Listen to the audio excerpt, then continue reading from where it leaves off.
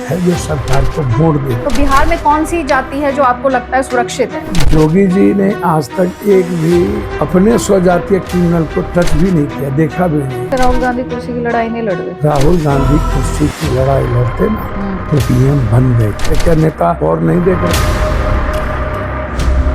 सारे नेता तो पढ़ लगभग। क्या हुआ नोटबंदी, क्या हुआ जीएसटी, क्या हुआ 15 लाख, क्या हुआ स्विस बैंक, क्या हुआ काला धन, क्या हुआ 2 करोड़ नौकरी। कौन सा दोस्त आपसे दूर हो गया? सारे दोस्त। रशिया आपके साथ खड़ा था, इंडिया आपके साथ रशिया खड़ा कभी खड़ा नहीं हुआ। ईरान तो मेरे साथ सब दिन खड़ा रहा। इस 71 में बिना गोली चलाए बांग्लादेश को सबसे नजदीक हमने किया। भारत संकट में सोवियत संघ में भी जब वोटिंग की बारी है तो ईरान भारत के पक्ष में खड़े हुए। अल्पसंख्यकों को लेकर खमेनी भारत के अल्पसंख्यकों की बात कर रहे थे, क्या मतलब था उनका? आप हैं पोल्यूशन, आपका दिमाग पोल्यूट है। हमें मत सिखाइए। फॉर्मूला नहीं पढ़े। दिल्ली जेएनयू जामिया। मोदी को सुप्रीम कोर्ट के 5 जस्टिस ने कहा गलत है। दिखाइए मुझे, प्लीज दिखाइए मुझे। सर साहब कहा ये गलत बार हो रहा है। नहीं आप मुझे। सर भ्रष्टाचार की शुरुआत पहली बार कब हुआ? जब लालू यादव जन्म ने की। जोगी ने सीएम बनने के बाद 4 केस अपने खत्म किए। सुनिए जोगी ने सीएम बनने के बाद अपने 4 केस खत्म। मैं इस देश की सिटीजन हूँ ना। सुनिए मेरी बात। अभी तो कोरोना आया था, कौन हेल्थ वर्कर, अरे भाई कौन मोमबत्ती दिखा दिया, कौन लालटेन जलवा दिया। आप जातिवाद की बात कर रहे हैं। मैं तो कहता हूं। सुरजापुरी, शेरशाहबादी, कुलैया, पसमानदा मुसलमान की जाति नहीं है। झाड़ू की बात तो आएगी। नहीं, वो आप बात करते हैं हिंदू की, बीजेपी आपके खून में है। करती नहीं। आप यहाँ को यहाँ तो भगवानों से हमने करते। तो आपके हिसाब से पुलवामा पाकिस्तान ने नहीं करा। आरडीएक्स कहाँ से है? आप मुझे बोबर कह रहे हैं। अरे आपको मुझे नहीं। बोबर कह रहे हैं। नहीं। क्योंकि मैं आपसे डिसएग्री करती हूँ। नहीं। क्योंकि मैं महिला हूँ। आप कहते हैं आप क्योंकि मैं certain जाति से आती हूँ। नहीं आप मुझे बोबर कह रहे हैं। गवर्नमेंट क्या कहता है? गवर्नमेंट के 49 लोग मर गए। हाँ, इंडियन गवर्नमेंट 49 लाख। मैं अभी देखती है ना, ये क्या कह रहे हैं? कहिए ना 5,33,000 दिखा रहा भैया, है। 46 लाख। नमस्कार, आपके साथ मैं अदिति त्यागी, मेरे साथ पूर्णिया से सांसद पप्पू यादव जी। मुझे नहीं लगता किसी तरह के इंट्रोडक्शन की इन्हें ज़रूरत है। लगातार बीते दिनों में आपने देखा कि किस तरह से सुर्खियों में भी हैं वक्फ एक्ट पर अपने स्टेटमेंट्स को लेकर, और साथ ही ये देखते हुए कि किस तरह से वक्फ पर भी लड़ाई तेज़ हो रही है और बिहार में चुनाव भी अब ज़्यादा दूर नहीं है। तो सबसे पहले तो सर प्रणाम, नमस्कार, धन्यवाद टाइम देने के लिए। नमस्कार, नमो बुद्धाय, जय भीम, जोहार, अस्सलाम वालेकुम। नमस्कार, बहुत बहुत जोहार। धन्यवाद जी, बिहार में काबा, बिहार में गरीब और गरीबी बा, बिहार में बेरोजगारी बा, बिहार में पलायन बा, बिहार में अपराध बा, बिहार में दलाली बा, भ्रष्टाचार बा, माफिया बा, नेतागिरी बा, बिहार में पदाधिकारी के शोषण बा, बिहार में पदाधिकारी के राज बा, बिहार में पॉलिटिकल वैक्यूम बा, बिहार में बगैर मुख्यमंत्री जी के जो सरकार बा, बिहार में कमजोर विपक्ष बा, बिहार में जातिवाद बा, बिहार में बीमारी बा, मजबूरी बा, बिहार में बाढ़ बा, बिहार में बिन फैक्ट्री के बा, बिहारी गाली सुनल बा, बिहार के नेताओं के शिकार बा, नियत नइखे बा, नीत नइखे बा, लक्ष्य नइखे बा, जज्बात नइखे बा, जिद नइखे बा। अभी आपने जो बातें कही सर, उसमें 3-4 बातें हैं जो मैं उस पे आपसे और आपके कमेंट चाह रही हूँ। अभी एक तो आपने कहा कि बिहार में पॉलिटिकल वैक्यूम इन ऑपोजिशन, ये आपने वैक्यूम क्यों कहा ऑपोजिशन? मैंने कहा पॉलिटिकल बिना सत्ता, बिना मुख्यमंत्री की सत्ता पहले में नहीं है, और उसके बावजूद भी हम उस रेसलिंग को उस जगह हम नहीं पा रहे हैं। जब नीतीश कुमार जी की मानसिक स्थिति इस तरह और पदाधिकारी का राज लगातार चल रहा हो और करप्शन चरम पर हो, अपराध बिल्कुल इस तरह के चरम पर हो, और जातिवाद के आधार पर अपराध, माफिया, भ्रष्टाचार का मूल्यांकन पदाधिकारी करता हो जाति के आधार पर। ये जो उनकी जाति है वो आराम से किसी भी जेल में रह सकते हैं, आराम से कहीं रह सकते हैं, थाना उन्हें नहीं पकड़ेगी। जो सरकारी जाति है और जो विपक्ष की जाति हैं और जाति के आधार पर उसको आप मरवा दीजिए, ख़त्म कर दीजिए और उसको सामने में लाकर अपराध दिखाइए। और जो सरकारी जात है, जो पदाधिकारी के जात हैं, वो उसको मीडिया से, मीडिया का भी जात लगभग सरकारी जात है। तो सरकारी जात, और सरकारी जात क्या है? सरकारी जात है जो सरकार को वोट देती है या जो सरकार के साथ जातीय समीकरण के साथ सटा हुआ। तो जैसे जो आपको बिहार के बाहर देख रहे हैं और इस बात को समझना चाहें तो कौन सी जात है? देखिए, बिहार के बाहर और बिहार में के बाहर लिंगायत है, बकलिंगायत है। कर्नाटक जाइए तो कुछ और है, महाराष्ट्र जाइए तो मराठी गैर मराठी है, पंजाब जाइए तो सिख गैर सिख है, वो मैं समझ गई। मैंने कहा जो आपको हरियाणा जाइए तो जाट वर्सेस अदर जाट है, कहीं जाइए तो मीना है, तो कुछ है। तो मैं आपसे ये पूछ रही हूँ कि मैं जो आपसे पूछ रही थी वो सवाल, बिहार में जाति का जहर है। तो बिहार में कौन सी जाति है जो आपको लगता है सुरक्षित है? अभी आप जो कह रहे थे जो सरकार की जाति है, सरकार प्रोटेक्ट करती है। देखिए, मैं एक बात बताता हूँ। हाँ, जैसे उत्तर प्रदेश में, मैं किसी जाति की बात नहीं करूँगा, लेकिन जोगी जी ने आज तक एक भी अपने स्वजातीय क्रिमिनल को टच भी नहीं किया, देखा भी नहीं। वो उसमें सब महात्मा गांधी और सुभाष चंद्र बोस हैं, उसमें क्रिमिनल नहीं है। अन्य जातियों में क्रिमिनल है, मुसलमान में क्रिमिनल है, दलितों में क्रिमिनल है, और जातियों में क्रिमिनल नहीं। आप हमको एक किसी बाबू साहब क्रिमिनल का नाम बता दीजिए। तो क्रिमिनल जाति का और धर्म मजहब का तो हो नहीं सकता। नहीं, वही मैं कहना चाह रही थी, क्रिमिनल तो जाति मजहब का होता नहीं। अब लेकिन सबसे पहले ये पूछा जाता है कि किस जात के क्रिमिनल ने मारा, किस जात का मर्डर हुआ, किस जात की बेटी का बलात्कार हुआ, बलात्कार करने वाला कौन जात है। सबसे पहले सोसाइटी यही पूछती है। समाज कम दोषी नहीं है ना, नहीं देख रहा है। सारे नेता तो पोर्न लगभग देखते हैं, वो तो हर हमेशा आता है, ऐसा तो है नहीं। तो पोर्न देखने के बाद आप जा कहाँ रहे, क्या कर रहे हैं? नहीं, तो आपकी शिकायत जनता से है, आपकी शिकायत नेता से है? आपकी शिकायत नेता, पदाधिकारी, नेता इस देश को यदि इस हाल में किसी ने पहुंचाया तो जनता कम दोषी है, जनता दोषी है, लेकिन नेता सबसे बड़ा दोषी है। दो टेंगा जानवर जो है ना, ये दो पैर वाला, ये किसी जानवर से ज़्यादा खतरनाक है। जानवर को भूख लगती है तब वो मारने के लिए नहीं काटता है, खुद बचने के लिए काटता है, क्योंकि उसको सिविक सेंस नहीं है। लेकिन आदमी का पेट भर जाता है तब पड़ोसी को मारता है, देहात को मारता है, पेट भरने के बाद। तो उसके पास सिविक सेंस है। तो उससे बड़ा जानवर कौन होगा? दूसरे के लूटते हैं, छोटी छोटी ज़मीन के चलते आप झगड़ा करते हैं, आपका अहंकार किसी को मिटा देता है। इतनी जो घटनाएं घट रही हैं, क्यों? अहंकार के कारण। ये अहंकार जानवर को तो हो नहीं सकता। मैं तो साफ कहता हूँ, बिल्कुल नेताओं से बचिए, नहीं तो देश कोलैप्स हो गया। तो फिर आपको भी कहेगा आपसे भी दूर रहने की जरूरत है। यदि मैं नेता होता तो मैं भी तो दोगला होता, तेगला होता।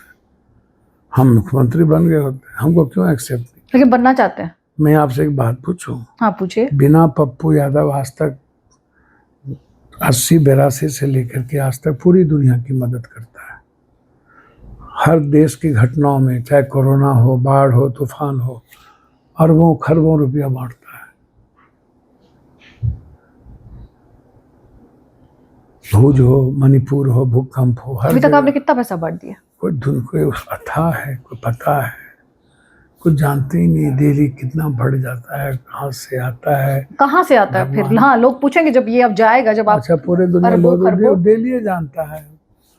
हम लोगों के पैसा तो अदानी, अंबानी, सब नेता को करोड़ों अरबों क्यों नहीं बांटता, क्यों नहीं मदद करता है लोगों की? क्यों नहीं? एक कैंसर आपको भी देते हैं अदानी अंबानी पैसा? यदि हमको देगा तो हम चौराहे पर बांटेंगे। इतना अदानी अंबानी को पैसा है तो बांटो ना, मदद करो। एक अस्पताल खोल लो, 4 अस्पताल खोल लो, या जितना स्टेट है उसमें एक एक अस्पताल खोल दो, को गरीबों की इलाज फ्री करेंगे। तो आपको पैसा कहाँ से आता है? पूरी दुनिया भैया, 9,000 बीघा जमीन था, पूरे रिश्तेदार और सभी लोग मदद करते हैं। हम तो कहीं घूमने भी नहीं गए 7 बार के सांसद में, MP फंड भी नहीं लेता, MP का तनख्वाह सारे गरीबों को जाता है मेरा। वो देखिए भैया, वो तो लिखता मैंने देखा, मैं पूर्णिया में गई थी, मैंने लोगों से सुना है। भैया कोई पूर्णिया गए थे, कोई शहर नहीं बिहार का, देश का, जिसकी मत किसी से पूछिए ना, यहीं पर किसी ठेला टमटम रिक्शा वाले से आज पूछ लीजिए, एवरीवन एंड एवरीबॉडी। कोई कह दे, यहीं पर तो सेवा आश्रम में भी 250-300 लोग हैं, डेली खाना खाते हैं, यहाँ रहते हैं, पूछिए क्यों नहीं पूछते? नहीं तो आप सबसे पूछिए। तो अब जस्टिस के लिए हम दुनिया से लड़ जाते हैं, हमें डर तो है नहीं, पूरी भगवानों से लड़ जाएंगे। कॉमन मैन के जस्टिस के लिए, न्याय के लिए हम कुछ भी कर सकते हैं, लोगों के आंसू पोंछने के लिए हम कुछ भी कर सकते हैं। मेरे जीवन पर अधिकारी है गरीब और मिडिल क्लास का, कॉमन लोगों का। कोई no caste, no creed, no religion. Anand Margi है, फोन आता है, यहाँ अभी बैठा हुआ है सारे हॉल में, लोग यहाँ से बड़े हुए, पूछ लीजिए कौन कास्ट के लोग हैं, कहाँ से आए हैं। मैं तो जात जानता ही नहीं ना, मैं तो बचपन से हाफ पैंट में सारे 22 साल में MLA बने, इंडिपेंडेंट। 7 बार में 5 बार 6 बार इंडिपेंडेंट जनता ने हमको बेटे की तरह बनाया। तो कोई जात तो थी नहीं, धर्म मजहब तो था नहीं। तो 7वें एक बार MLA नहीं बनता है लोग, एक बार बन जाता है तो दोबारा आज तक इंडिपेंडेंट नहीं बना। भूल चूक से कभी कोई MP इंडिपेंडेंट हुआ होगा तो दोबारा नहीं बना। तो पप्पू यादव जो बिना कुर्सी के दुनिया की मदद कर सकता है, हम लूट के लाए या हम डकैती कर लिए। आपके पेट में क्यों दर्द? बांट दिए ना। तो तुम तो इंसान का लूट करके नहीं बांटते हो, हम डकैती करके लाए, हम लूटिए के लाए। आपको क्या दिक्कत? आपको क्या प्रॉब्लम? आपसे लूटे, गरीब से लूटे, हम किसी से लूट लिए, अल्लाह करके जितना लाए उससे 3 गुना बांट दिए।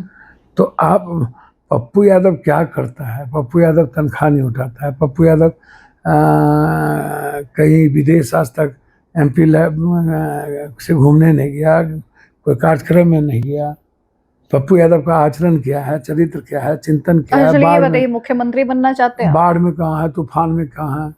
मुख्यमंत्री बनना चाहते हैं? अच्छा एक बात बताइए, हम मंदिर में घड़ी घंट लाने तो आए नहीं, किसको सपना नहीं होगा? जिनको विरासत में मिलता है, बिना ऊपर से मिल जाता है, किसी दल से मिल जाता है, हिंदू मियाँ के गरियाने से मिल जाता है, किसी जाति को गरियाने से मिल जाता है।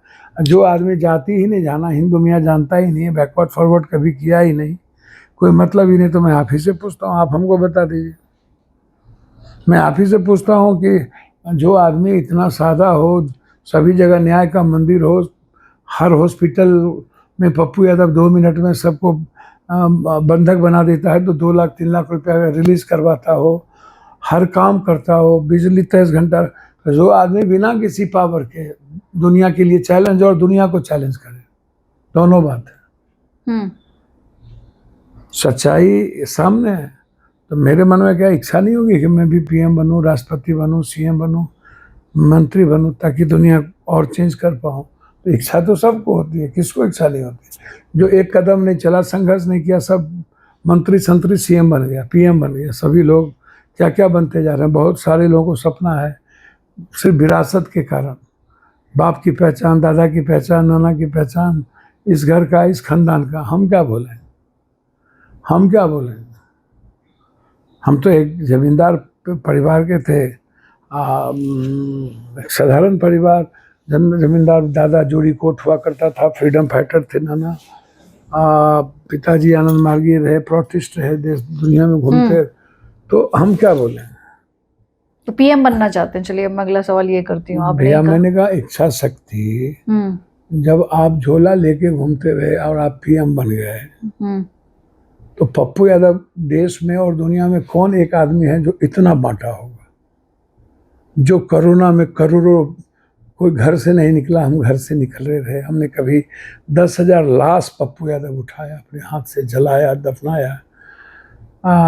रेमडेसिविर हो, कुछ भी हो, देते रहा। तो जो आदमी सड़कों पर रहा, जो आदमी पीएम बन करके घर से नहीं निकला, सीएम बन के नहीं निकला, पटना के बाढ़ में 1.5 किलोमीटर पर सीएम नहीं निकले, विपक्ष नहीं निकला, तो वो सपना देखे, पप्पू यादव नहीं देखे। पप्पू यादव को पीएम नहीं होना चाहिए, नहीं सपना देखना सबका हक है, राष्ट्रपति नहीं होना चाहिए। नहीं पप्पू सपना यादव देखना सबका हक है। जब बिना पीएम सीएम बन करके हम दुनिया की मदद कर सकते हैं, तो मेरा और जनता से यही सवाल है, आप हमको बताइए कि जब बिना कुछ बने सिस्टम के लिए हम चैलेंज हो, नेताओं के लिए चैलेंज हो, सदन में 5-5 बार अवार्डेड एमपी हो, सदन में डेली कॉमन और कॉज के लिए लड़ते हो सबसे, वो यदि जनता कभी बेटे के रूप में सेवा के रूप में जगह पहुंचा दिया, तो कल्पना कीजिए कि रात के 2 बजे दिन होगा या नहीं, सोचिएगा। अभी आपने कहा कि कुछ लोग तो विरासत के दम पे पीएम बनना चाहते हैं, राहुल गांधी की बात कर रहे थे? नहीं, हमने कहा कि राहुल गांधी तो पीएम की कुर्सी छोड़ी है भाई, 10,000 किलोमीटर पैदल चले हैं, वो विरासत को तो देखना ही नहीं चाहे, तो पीएम तो बन ही गए थे सेकेंड बार। नहीं, लेकिन कांग्रेस ने तो चुनाव मनमोहन सिंह के नाम पे लड़ा था ना। भैया मनमोहन सिंह के नाम पर कांग्रेस क्यों चुनाव लड़ेंगे? 2009 का चुनाव कांग्रेस पार्टी डॉक्टर मनमोहन सिंह का नाम लेकर गई थी, उसके पहले काम लेकर गई थी। उसके पहले जब मनमोहन सिंह जी की सरकार बनी, तब तो कांग्रेस ने मनमोहन सिंह जी को सरकार बनाया, और दूसरे बार तो मनमोहन सिंह जी ने राहुल गांधी को खुद जाके ऑफर दिया तो कम ज्वाइन, और राहुल गांधी कांग्रेस चाहती तो राहुल गांधी पीएम हो सकते थे, और राहुल गांधी चाहते तो पीएम हो सकते थे, तो राहुल गांधी तो बने नहीं।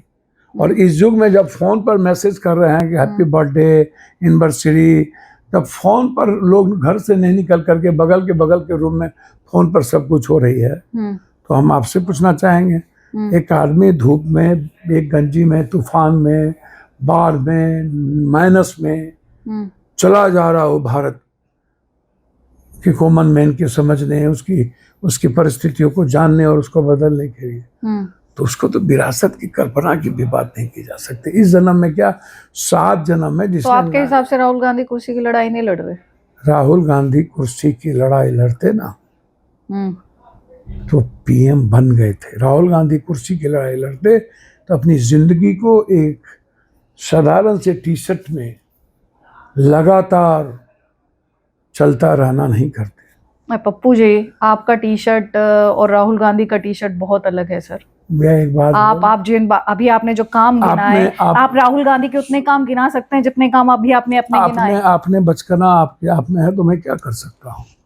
राहुल गांधी आप -16 में, -1 में टी-शर्ट में कश्मीर जाएंगे, कोई टी-शर्ट हो क्या, वो जारा रोक रहा था सर? मैं जो पूछ रहा हूँ ना उसका जवाब दीजिए ना। एक आदमी 10,000 किलोमीटर हिंदुस्तान में, महात्मा गांधी चले, इतने कदम नहीं चले, महात्मा गांधी भी नहीं चले इतने कदम नहीं चले, देखिए तो।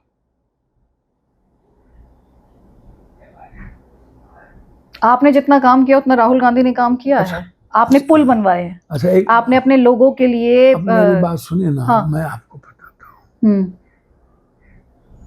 राहुल गांधी एक संस्था के पार्ट है, CWC के पार्ट है। सुई से न्यूक्लियर, जब भारत ने पहली बार परमाणु शक्ति का परीक्षण किया तो पूरी दुनिया कांप रही थी, और एक बार पाकिस्तान को औकात नहीं हुआ बात करने की। अटल जी ने सिर्फ एक प्रयोग किया, उस पर पाकिस्तान ने परीक्षण कर दिया, बोला I am the super power, उसकी हैसियत हो गई। 71, 72 जो सोल कहा जाता है, वर्ल्ड की इकोनॉमी को सस्टेन किसने किया? किसने किया? कांग्रेस, मनमोहन सिंह। तो फिर 2014 में कांग्रेस की ऐसी गति क्यों हुई? अब क्योंकि मैं, ये तो सरकमस्टांसेस है। 2014 में सोशल मीडिया का युग आ गया, और जब सोशल मीडिया का युग आया तो क्या हुआ, 2G, 3G, 4G, MG, supreme court ने तो सब कहा गलत था और पूरा बड़ी कर दिया। चलिए ठीक है, 2014 मनमोहन सिंह जी को मैं तो वही कह रहा हूँ। नहीं, फिर 2019? मैडम थोड़ा सा पढ़िए लिखिए, पुलवामा नहीं होता तो 2019 में मुखिया बनने के लायक रहते लोग, तो पुलवामा करवाया गया, उसके नाम पर चुनाव लड़ा गया। तो आपके हिसाब से पुलवामा पाकिस्तान ने नहीं कराया? सर RDX कहाँ से आया मैडम? जांच क्यों नहीं हुई मैडम? 3 क्विंटल RDX पाकिस्तान से तो आया नहीं ना। कौन करवाया मुझे नहीं मतलब। इंटेलिजेंस ने कहा ऊपर से ले जाइए, आप नीचे से क्यों ले गए? उसका जवाब आज तक क्यों नहीं दिया? RDX कहाँ से आया इंडिया में, आपने आज तक क्यों नहीं कहा कि यहाँ से RDX आया? आज 4 आदमी मार के चला गया, अभी तक आप स्केच भी झूठा दे रहे थे। आपकी औकात नहीं हुई, इतना बड़ा सीना नहीं है कि आप पकड़ लिए। कौन सा औकात है आपकी? 11 सालों में डॉलर, रुपया, अरे बा, लव लेटर, जो मन सो बोलता था। कहाँ है डॉलर, कहाँ है रुपया, कहाँ है शेयर मार्केट? क्या हुआ नोटबंदी के बाद? क्या हुआ GST? क्या हुआ 15 लाख? क्या हुआ स्विस बैंक? क्या हुआ काला धन? क्या हुआ 2 करोड़ नौकरी? क्या हुआ? वियतनाम चला गया, ताइवान चला गया, नेपाल चला गया, बांग्लादेश चला गया, श्रीलंका चला गया, ईरान चला गया। कहाँ चले गए? सब हमसे दूर, सब हमसे दूर, सारे दोस्त हमसे दूर। कौन सा दोस्त आपसे दूर हो गया? सारे दोस्त। रशिया आपके साथ खड़ा था? इंडिया रशिया कभी खड़ा नहीं हुआ। आपने कौन सा जाके वॉर में भैया वही बात तो कह रहा। क्यों? अब ईरान तो मेरे साथ सब दिन खड़ा रहा। कहाँ खड़ा रहा ईरान आपके साथ? ईरान तो दुनिया में जब तक आज तक जब जब भारत संकट में, सोवियत संघ में भी जब वोटिंग की बारी आई तो ईरान भारत के पक्ष में खड़े हुए। सर अभी जब पाकिस्तान के खिलाफ हमने लड़ाई लड़ी, यार ये लड़ाई थी, हम बात कर रहे हैं शुरू से। आप सुनिए ना, उससे पहले आप क्या सुनिएगा, आप क्या जानते हैं? अरे सर कोई बात नहीं, आपसे बहुत छोटी हूँ, कोई बात नहीं, लेकिन अब डेमोक्रेसी की आप बात करते हैं तो हक तो मुझे भी है ना। आप हमको तो बता दीजिए ना। अल्पसंख्यकों को लेकर खमेनी भारत के अल्पसंख्यकों की बात कर रहे थे, क्या मतलब था उनका? वो अपने यहाँ देखें। रूस में सऊदी में जाएंगे तो हम कितनी बात नरेंद्र मोदी का बता दे कि इस्लाम सच्चाई, शांति और मानवता के प्रतीक रहे हैं। ये तो नरेंद्र मोदी बोले चुनाव जीतने के बाद। खमेनी जो मैं आपसे सुनिए ना मेरी बात, मैं आपकी बात सुन रही हूँ। आपने क्योंकि ईरान की बात कही, खमेनी भारत के अल्पसंख्यकों के बारे में बोल रहे थे, वो सही था भैया? मैंने आप खमेनी भारत के अल्पसंख्यकों के बारे में बोल रहे थे। इस वर्ल्ड के किसी को भी डेमोक्रेसी में जब बड़े सरकमस्टेंशियल चीजें आते हैं तो हर व्यक्ति को अपने प्लेटफॉर्म पर, सभी प्लेटफॉर्म पर आजादी है बात करने की। फिर हर देश अपने हिसाब से आइडेंटिफाई करेगा कि उसके देश हित में क्या है और उसके देश हित में क्या नहीं है। मुझे तो समझ में नहीं आता मेरे देश हित में क्या है। बांग्लादेश के शेख हसीना को गले लगाना, जिस 71 में बिना गोली चलाए बांग्लादेश को सबसे नजदीक हमने किया, और यहाँ से यदि आप बाहर जाते हैं, सऊदी जाते हैं, गल्फ जाते हैं, तो आप भीख मांगते हैं, और यहाँ आकर के कब्रिस्तान, शमशान, ईद, बकरीद, पाकिस्तान, जिन्ना, NRC, तलाक, भीख मांगते हैं मतलब? अरे भाई जाते हैं तो आप गल्फ कंट्री में कहते हैं कि मेरा स्वाभाविक दोस्त है और हम इससे अपने भारत के, तो वो भी उनको हाईएस्ट सिविलियन ऑर्डर देते हैं पप्पू जी। भैया एक बात जान लीजिए, क्या ऑर्डर देते हैं? Civilian order. हम आज तक दुनिया में सबसे ज्यादा आयात भारत में इस 11 साल के पहले की स्थिति देख ली। हमारा निर्यात क्या है, और हमारी जब डॉलर और रुपया की वैल्यू ही नहीं है। अब मैं जानती हूँ आपके पास बहुत ज्ञान का भंडार है, आप एक के बाद एक अलग जा रहे हैं। फिर मैं अलग नहीं जाता। अभी आप शेख हसीना पे बात कर रहे थे, आपके हिसाब से शेख हसीना जो कि शेख मुजीबुर रहमान की बेटी हैं, जिस फैमिली के भारत के साथ संबंध रहे हैं irrespective of the government, Rahul Gandhi, Priyanka Gandhi Vadra, Sonia Gandhi ji जाके मिलते हैं। भैया मैंने क्या कहा? मैं भी तो वही बात कह रहा हूँ। उनको हैंड ओवर कर दें। मैं तो वही बात कह रहा हूँ। मैं भी वही बात कह रहा हूँ। मैं भी वही बात कह रहा हूँ। मैं कहाँ कह रहा हूँ हैंड ओवर कर देना चाहिए? नहीं तो जब आप बांग्लादेश, भैया मैं वही बात कर रहा हूँ, जब आप बांग्लादेश के एक स्वाभाविक मजहूर रहमान की बेटी जिससे भारत का बहुत घनिष्ठ संबंध रहा है, हम्म, मैं भी वही बात कर रहा हूँ कि शेख हसीना को यदि मैं अपना बनाता हूँ या शेख हसीना कहीं और भी रहती, मैंने कहा कि बांग्लादेश में सबसे ज्यादा व्यापार अदानी के हैं, लगभग 63% इकोनॉमिकल शेयर, उनके किसी फैक्ट्री को कुछ नहीं हुआ, उनके एक व्यापार को कुछ नहीं हुआ। भारत के सेकेंड और थर्ड में जो व्यापार है उनके व्यापार को कुछ नहीं हुआ, लेकिन हम रणनीति पर सब कुछ खत्म कर लिए। कैसे? भैया हमने एक अच्छा रिश्ता को नहीं बना पाया, तो हम मोहम्मद उसको यूनुस मेंटेन के नहीं कर साथ- पाए। तो आप मोहम्मद यूनुस के साथ कैसे संबंध मेंटेन भैया करेंगे? मोहम्मद यूनुस ने तो आर्थिक क्रांति के जनक है। जब तक बांग्लादेश धर्म के आड़ में जीता रहा, बांग्लादेश कोलैप्स हो रहा था। धर्म के अफसान को बांग्लादेश ने खत्म किया, वहां पर एक आर्थिक क्रांति की शुरुआत हुई। हम तो बांग्लादेश के नीचे हैं इकोनॉमिकल। सर वहां पे कपड़ा का मार्केट चौपट हो गया भैया, हमारी वहां जो से पलायन हो रहा है, माइनॉरिटीज वहां अंडर अटैक है। यहाँ से साढ़े 400 बड़ी फैक्ट्रियां तो चली गई पप्पू जी, माइनॉरिटी आपसे मैं कह रहा हूँ, भारत की 450 फैक्ट्रियां तो चली गई। सर मैं कहाँ चली गई? बाहर कहाँ बाहर टोटल इंटायर ये गाड़ी जितनी गाड़ी फैक्ट्रियां सब बाहर। आप उठा के देखिए ना गूगल पर, क्यों नहीं देखना चाहते हैं आप? नहीं मैं सब देखना चाहती हूँ सर। आप मुझे 4 फैक्ट्रियों के नाम बताइए प्लीज जो भैया यहाँ से चली गई। भैया मैं तो शुरू करता हूँ झारखंड से, लगभग 80% फैक्ट्रियां बंद हो गई। तो सर झारखंड में तो सुन तो लीजिए, जो इनके सीसीएल बीसीएल है, इनके कोल इंडिया है, स्टील है, लोहा है, इनके जो केंद्र के हैं, लगभग आंध्रा की फैक्ट्रियां, जो गुजरात की लगभग फैक्ट्रियां, जो अभी ऑटोमोबाइल की लगभग फैक्ट्रियां बंद हो गई, चली गई बाहर।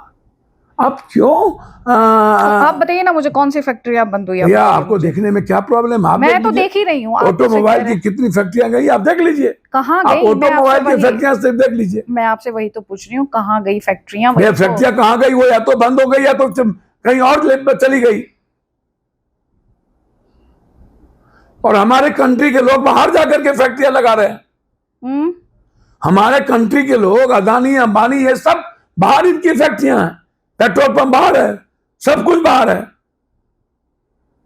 जी आपने मुझसे कहा ऑटोमोबाइल इंडस्ट्री की बात की ना आपने। हाँ। इसमें आ रहा है India's automobile industry boasts a network of manufacturing plants across the country with key hubs in Chennai, Pune, NCR अरे भैया पुणे से चेन्नई known as आप पुणे देखिए ना कितनी फैक्ट्रियां ऑटोमोबाइल की बंद हो गई। तो ये ठीक है, तो देखिए ना कितनी बंद हो गई। Features plants from Audi sir बंद कितनी हुई उस पर बात करिए ना। मोटर्स बंद कितनी ऑटोमोबाइल्स की फैक्ट्रियां हुई? मैं आपसे कह रही हूँ ना सर, आप जो मुझसे कह रहे हैं वही डाल रही हूँ मैं। आप गुस्सा मत हुई। हम वही तो है सामने में। अरे मैं आपसे कह तो रही हूँ, आप गुस्सा मत हुई। मैं तो आपके सामने। हम गुस्सा काहे का होंगे? बस हम गुस्सा काहे का होंगे? आपसे छोटी हूँ। कैटो फैक्ट्री नहीं, छोटी हो या कुछ हो, हाँ। तर्क कोई भी करेगा। हाँ तर्क सामने है। तर्क सामने हमने है। कितना पूंजी निवेश किया जी। हमने 11 साल में कैटो फैक्ट्री लगाई।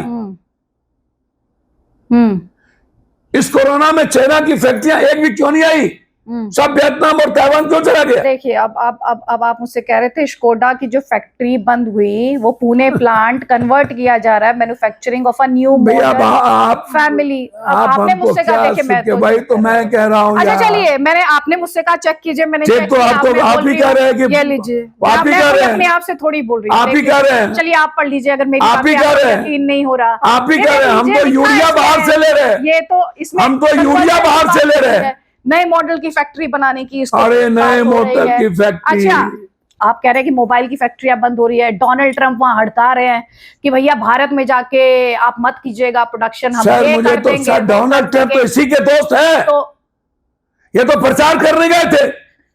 पप्पू जी आप इतने कुशल वक्ता हैं, आप हर तरफ से पकड़ लेते हैं, चित क्या भी कर मेरी सकते पट भी मेरी। सर, ना चित मेरी ना पट मेरी। निक्सन को अमेरिका में जाकर इंदिरा गांधी ने कहा था कि मेरे भारत को क्या करना है, कैसे जीना है, कैसे आत्मनिर्भर होना है, वो भारत की जनता तय करेगी, अमेरिका नहीं। तो सोवियत संघ में नेहरू ने कहे थे हम अपने कॉस्ट पर और भारत के कॉस्ट पर कोई बात कर दिया है, यहां नहीं, सोवियत संघ।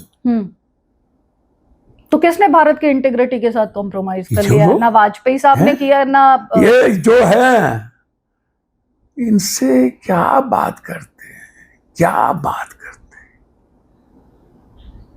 क्यों इनको तो ज्ञान ये कुछ है ही नहीं इनके पास। अग्निवीर 1,36,000 सैनिक। सर सुनिए ना, आप अग्निवीर पे जा रहे हैं सर। मैं देखिए आपके पास तो है अथाह भंडार, आप हैं सांसद। सर नहीं, मैं तो सर बहुत लिमिट में। आप हैं पोल्यूशन है, आपका दिमाग पोल्यूट है। अच्छा मेरा दिमाग पोल्यूटेड है। 1,32,000। पप्पू जी देखिए, अगर लॉजिक देखिए, मैं जहां से पढ़ी हूँ ना, मैं जहां से पढ़ी हूँ मैं आपको बताती हूँ, वहां पे मेरे प्रोफेसर ने, और जहां जो पहला स्कूल होता है घर, वहां मुझे यही सर आप जहां पढ़े हैं ना, सुनो ना, A+ होल स्क्वायर मिनिमम। अरे सर सुनिए ना, रट्टू मार दुनिया नहीं चलाता। हमें मत सिखाइए, फॉर्मूला नहीं पढ़े। दिल्ली JNU जामिया ये हेरिटेज नहीं है। हाँ, ये क्या है? ये गंध है, गंध। अच्छा ये गंध है, सब बंद कर गंध, सब बंद कर दे। भैया पढ़े लिखे से ज्यादा अहंकार इस धरती पर किसी को नहीं है।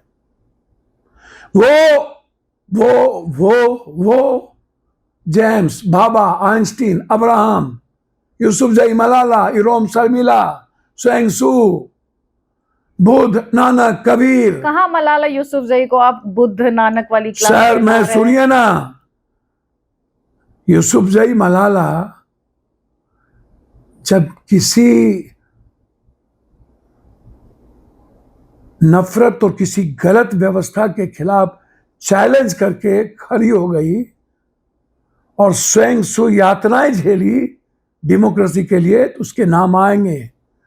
जब डेमोक्रेसी को अमेरिका नहीं हो सकते सर आप, वो सिलेक्टिव नहीं हो सकती। भैया सुनिए ना, भारत पे सुन लीजिए ना, एक्टिविटीज यहाँ पे कैरी आउट करता है। आपने कितने पोस्ट देखे हैं मलाला यूसुफजई के भैया साथ? मेरी बात सुन लीजिए ना। अच्छा चल छोड़िए सर, मलाला यूसुफजई मेरा डिस्कशन इस 11 सालों के अंदर डिस्कशन अब्राहम लिंकन, ठीक है सर, डिस्कशन बराक ओबामा, ठीक है सर, बराक ओबामा को लेकर discussion Nelson Mandela, discussion Mahatma Gandhi. Obama ने कितनी बार वो रेड लाइन क्रॉस की, वो भी दुनिया ने। भैया एक बात जानिए, नहीं करूंगी। बराक ओबामा ने, पप्पू जी बराक ओबामा ने, वापस आ जाइए सर, सुनिए ना, प्लीज आइए ना, सुनिए ना, महात्मा गांधी के हत्यारे नाथूराम गोडसे को भगवान नहीं माना जा सकता। इस देश नहीं माना जा सकता, मानते हैं ये लोग, नहीं माना, पूजा करते हैं। नाथूराम गोडसे भगवान नहीं है सर, ये लोग उसको पूजा करते हैं, ये पूजा करते हैं। वो हत्यारा है कि नहीं? वो हत्यारा है कि नहीं?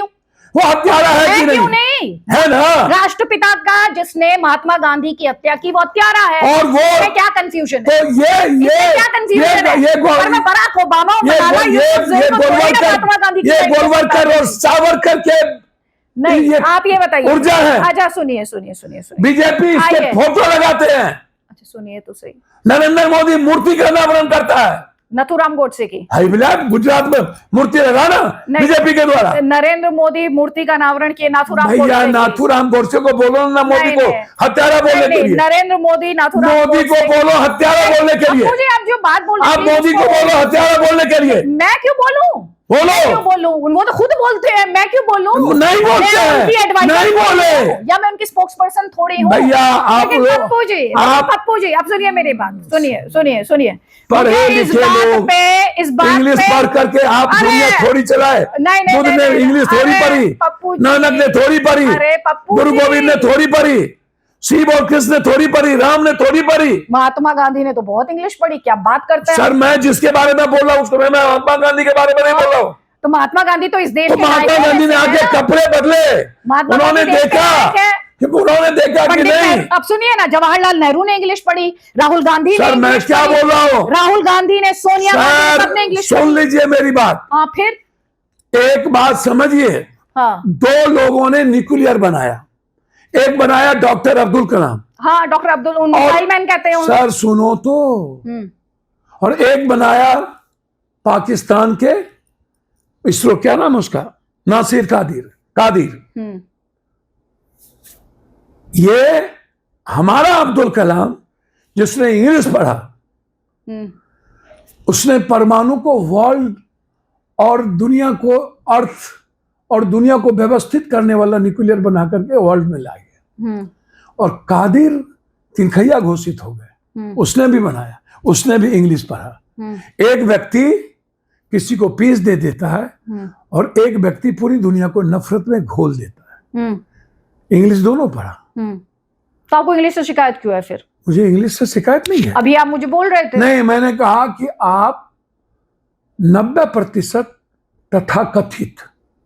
तथाकथित बौद्धिक लोग, तथाकथित वो लोग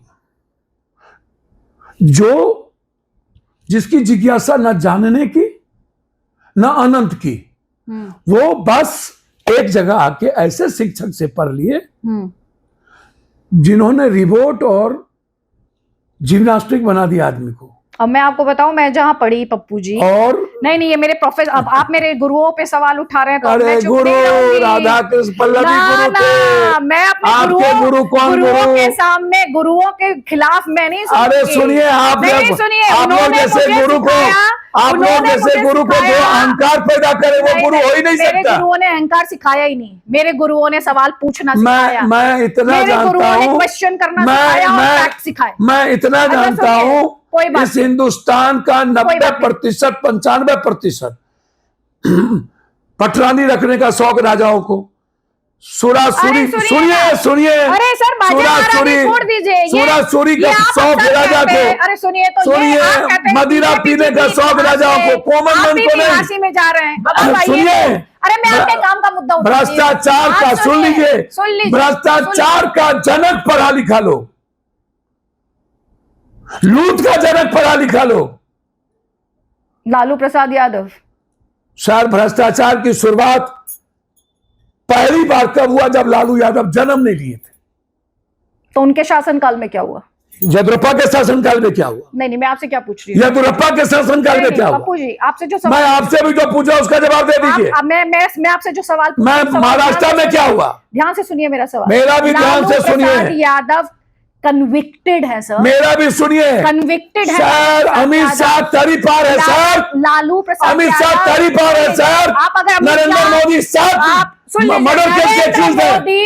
जोगी नरेंद्र मोदी को सुप्रीम कोर्ट की एसआईटी से क्लीन चिट मिली है सर। मैं आपको बता दूं, एफआईआर थे। मैं आपको पे बात कीजिए, आप भी तक पे बात करिए। हाँ मैं कर रही हूँ आपसे। जोगी ने सीएम बनने के बाद 4 केस अपने खत्म किए। देखिए सुनिए, जोगी ने सीएम बनने के बाद अपने 4 केस खत्म किए। आप सुन तो लीजिए, मैं चिल्लाना नहीं चाहती। अरे छोड़िए, नरेंद्र मोदी को, नरेंद्र मोदी भक्त आप हो सकते हैं। मेरे को भक्त होने की जरूरत नहीं है। अरे पूरा, अरे सुप्रीम कोर्ट की भक्त हूं मैं आप सुप्रीम कोर्ट देखा नरेंद्र मोदी गलत है।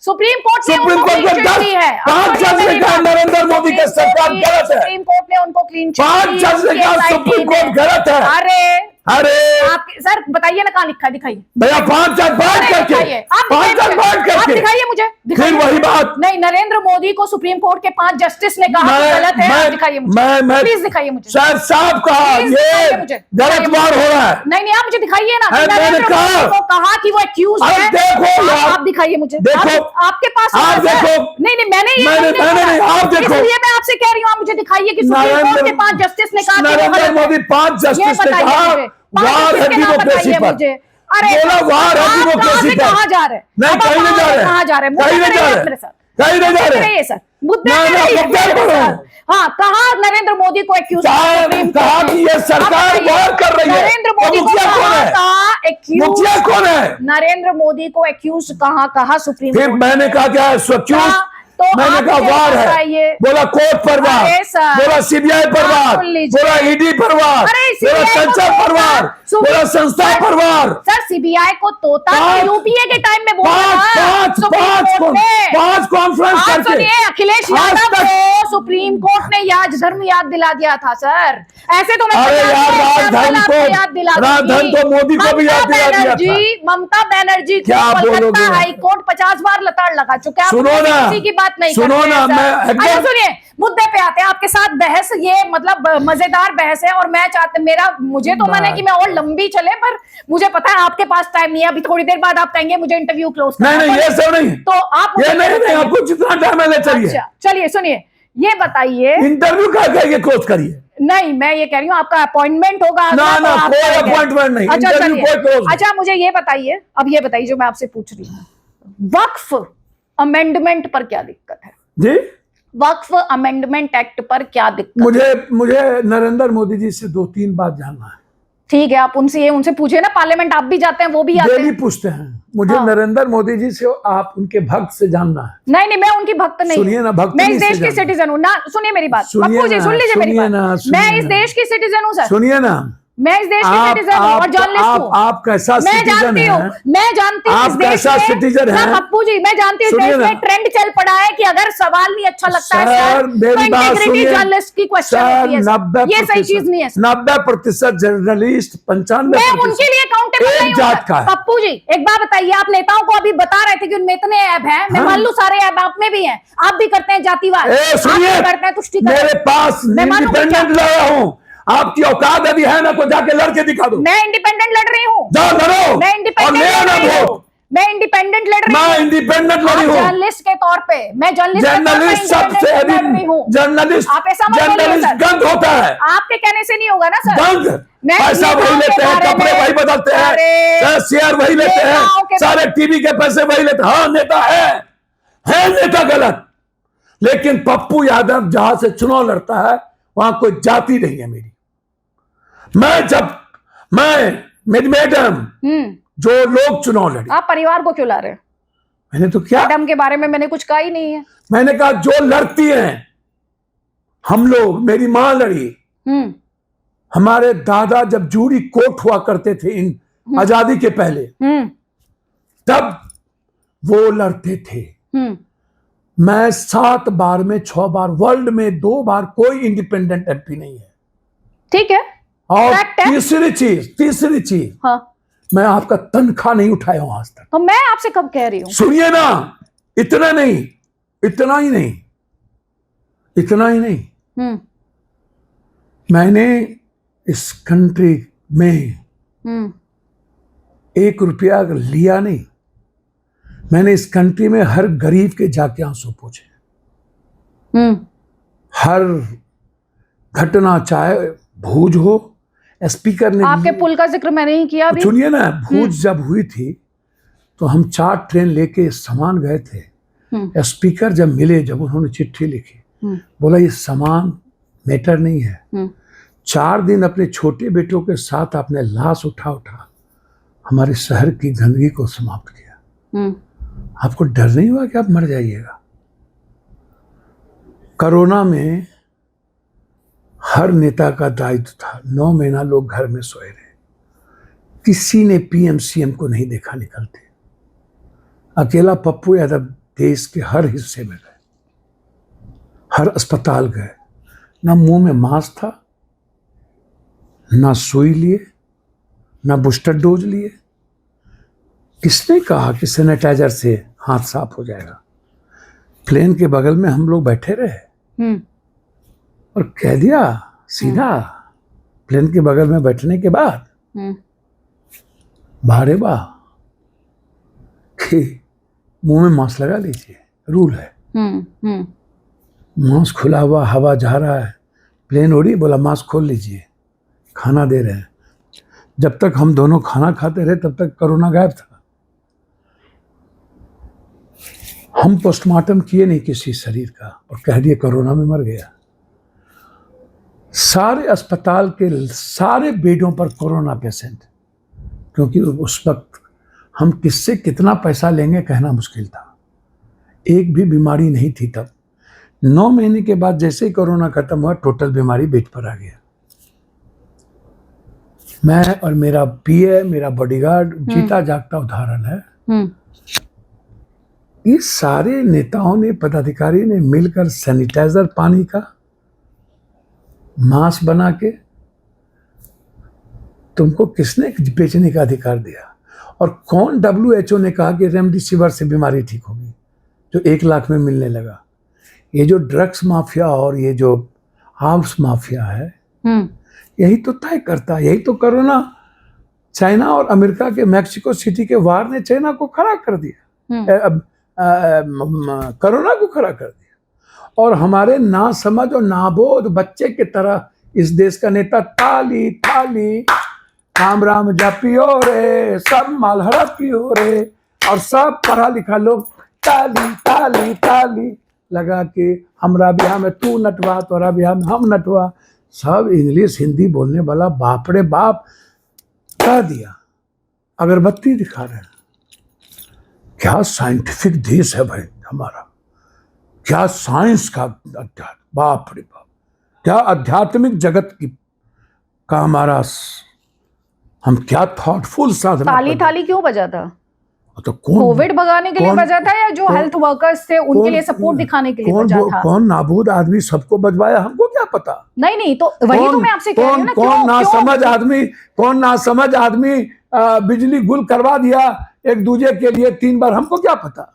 कौन ना समझ आदमी, कौन ना समझ, कौन नहीं, अभी तो कोरोना आया था, कौन हेल्थ वर्कर्स, अरे भाई कौन मोमबत्ती दिखा दिया, कौन लालटेन जलवा दिया सपोर्ट के लिए। अच्छा भैया, मैं परिवार को एक बात छोड़ दीजिए, सब चीज उनके लिए अगर ताली बजाओ की बात है, ध्यान है, ताली बजाओ, कोरोना भाग जाएगा, मोमबत्ती जलाओ, कोरोना भाग जाएगा, के लिए सपोर्ट के लिए था वो। चलिए ठीक है, और आप भी जान रहे हैं और मुस्कुरा भी रहे हैं अंदर से, सवाल ही नहीं उठता। मैं 9 महीना अपने घर को छोड़ के सड़क पर सोया हूं, मैं नहीं मुस्कुरा सकता। मैं साइंस का विद्यार्थी हूं। इस बात के लिए नहीं कह रही हूं मैं, आप गलत ले रहे हैं। मैं कह रही हूं मैं नहीं मुस्कुरा सकता। थाली मेरा साइंटिफिक सेंस कहता है कि जिस किसी ने गलत तरीके से किसी चीज को परोसा, और जिस देश के नेताओं को यह औकात नहीं 9 महीना अपने घर से निकलने की, वह क्या बात करेगा जो अपने दायित्व और कर्तव्यों का पालन न कर सके। और 49 लाख लोग मर गए, 49 लाख। किसने कहा आपसे?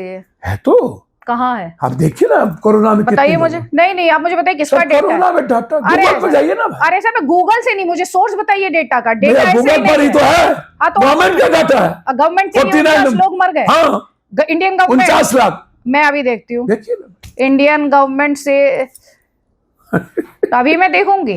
देखिए ना भाई, number of people died due to COVID, देखते हैं। बाप रे बाप। हाँ सर, बिल्कुल। ये देखिएगा सर, आप तो 49 लाख बता रहे हैं, आप सुन लीजिए सर। आप देखिए ना, आप देखिए ना, ये क्या कह रहे हैं? कहिए ना। 5,33,000 दिखा रहा है भैया, 46 लाख। आप दिखाइए मुझे, आप दिखाइए अभी भैया टोटल को निकाल लेते हैं। आप दिखाइए, पिंटो निकालिए, पिंटो अभी निकालिए।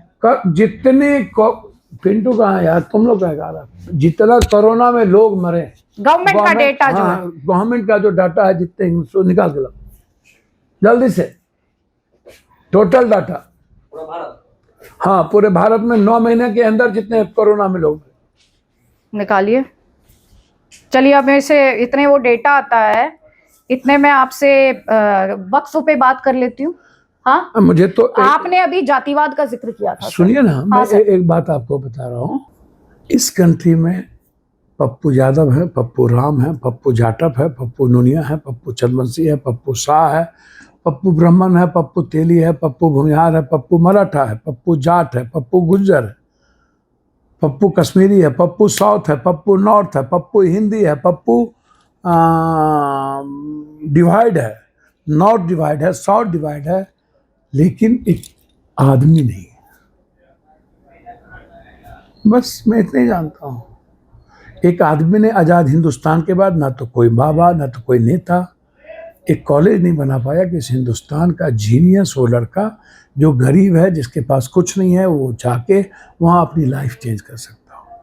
हिंदुस्तान में आज़ादी के बाद एक अस्पताल नहीं बनी।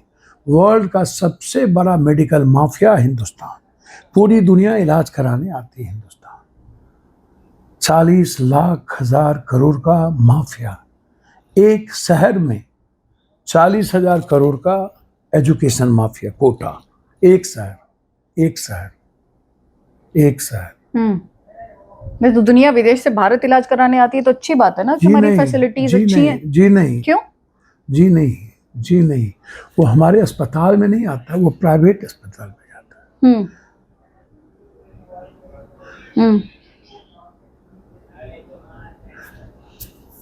तो आपको भैया एम्स में आप एम्स को अच्छा नहीं मानते? हमारे एक तो एम्स है जहाँ पूरी दुनिया आती है। डॉक्टर 67% नहीं है, नीरो, कार्डियो। नहीं, अब आप देखिए सर, मेरी बात सुनिए ना। हाँ, नहीं, मैं आप सुनिए ना, मैं आपसे जातिवाद की बात पे जो आप आए। सीटी स्कैन MRI है ही नहीं, आप मुझे बताइए, जातिवाद पे जो आप बात कर रहे थे, आप कह रहे हैं आप जातिवाद नहीं मानते। आपने मुझे बहुत सारी जातियां गिनवाई है ना, अभी आपने गिनाया सिलसिलेवार तरीके से। नहीं सर, आप किसी भी सवाल को पर्सनली मत लीजिए। मैं एक नेता से सवाल कर रही हूँ। मैं आनंद मार्गी हूँ। जी। मैं नेता होता तो हम भी किसी दल में दौलई कर रहे होते, हम भी चमचागिरी कर रहे होते।